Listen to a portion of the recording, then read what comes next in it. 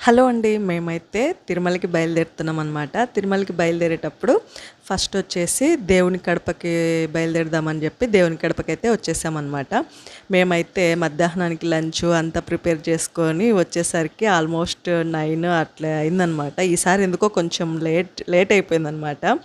ఒక్కొక్కటి లేట్గానే అయిపోయిందనమాట. ఇంతకుముందు అంతా ఏమంటే మేము బాగా స్పీడ్గా లేసేసి అట్లా రెడీ అయ్యి వచ్చేవాళ్ళము. ఈసారి కొంచెం లేట్ అయ్యింది. అందువల్ల అంతా కొంచెం లేట్గానే అయిపోయిందనమాట. కానీ ప్రతి చోట బాగా ఫ్రీగా చేసుకున్నాం అనమాట. ఇక్కడైతే దేవుని కడపలో దర్శనం అయితే చాలా బాగా జరిగింది. మేము వచ్చింది సండే అనమాట.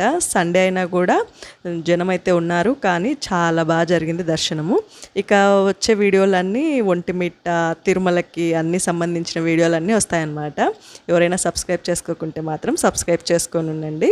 నెక్స్ట్ వీడియోస్ చూసేయచ్చు. మేమైతే ఇక్కడ ఇంకా దేవుని కడపలో దర్శనం చేసేసుకొని ప్రశాంతంగా చాలా బాగా ప్రసాదం కూడా పెట్టారనమాట.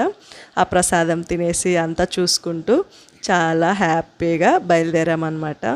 మేమైతే ఎక్కడికి బయలుదేరినా కూడా చాలా మట్టుకి ఫుడ్ అయితే ఇంట్లోనే ప్రిపేర్ చేసుకుంటున్నాం అనమాట.